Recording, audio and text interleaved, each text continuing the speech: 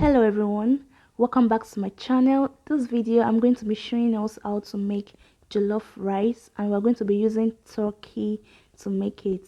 Basically there are various ways to make jollof rice, so let me introduce you to my channel. First of all, this is Bodastic Kitchen, and I share yummy African food recipes, African dishes, Nigerian street food, Nigerian soup recipes, egusi soup recipe, fufu recipe, egusi and fufu mukbang, and various ways to make yummy African food. All right, now to begin, for this turkey jollof rice, I'll be needing vegetable oil and some washed rice, spices and seasoning, tomato paste, onion, pepper, and fresh tomatoes, of course.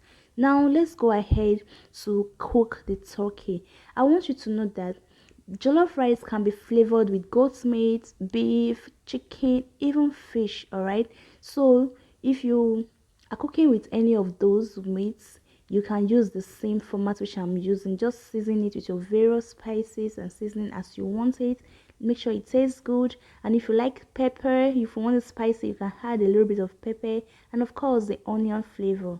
So once you've just added it, just mix everything to combine very well and let it steam for like, let it simmer on a very low heat for like 5 minutes. It won't get burnt. So once the turkey releases its own juice, then you can add a little bit of water so that it can cook it soft. So once it's properly cooked and it's soft, we just go ahead and fry it. All right, so let's continue with the cooking process. I've just mixed it. Now I'm going to cover it on low heat for just few minutes, and it is simmered now. I went ahead to add little water. Now it is fully cooked. As you can see, we'll be needing the stock or the meat water to cook the rice, because that's the flavor we're looking for. Now there are various ways you can fry your turkey. If you want to deep fry, or if you just want it just a little bit brownish, just use this method I am using. Let's not forget, you can also use your grill or your air fryer to fry it. All right, so this is me. I don't want to add too much oil into the pan, so it's just the oil from the turkey that's frying by itself. So once that is done, let's go ahead to add the pepper, tomatoes, onions into the blender and blend it very smooth, just like I am doing right now.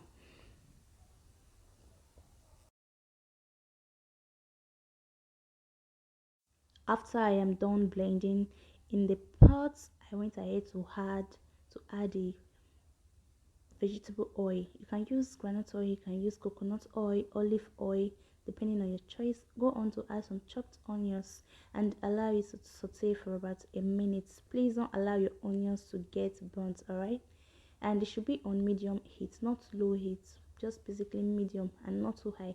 So after the onions, I'm just going to go ahead and add the tomato paste. As you can see, make sure it fries very well for like 2 to 3 or 5 minutes, so that the tomato paste can be properly fried before adding the blended meat. So it's been about 4 minutes now. It's time to add the blended tomato and pepper mix with the onion. So I grinded it very smooth, as you can see. Once I've added this, just mix it a little bit and allow it to dry down. As you can see, I'm just going to allow it to dry down until almost all the liquid is gone from it. So just keep watching.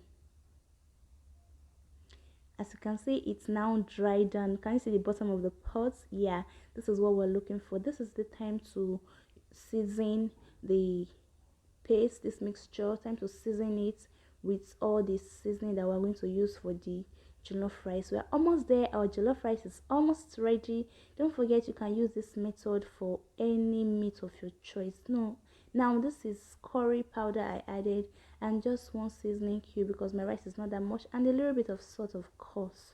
So after this, we're just going to mix everything to combine. You know, when we are cooking African food, you have to stir. Stirring is very important because everything has to be properly mixed together. All right, now once I'm done with this, if you like, this step is totally optional, but I like to have the fried meat inside the mixture of the tomato and pepper mix, because it gives that extra spiciness to the meat or an extra flavor. But if you don't want it that way, this is totally optional. So I'm just going to like mix it in for like, and leave it for like 2 to 3 minutes so that it can soak in. After that, I'll remove it, as you are going to see in the next step of the video.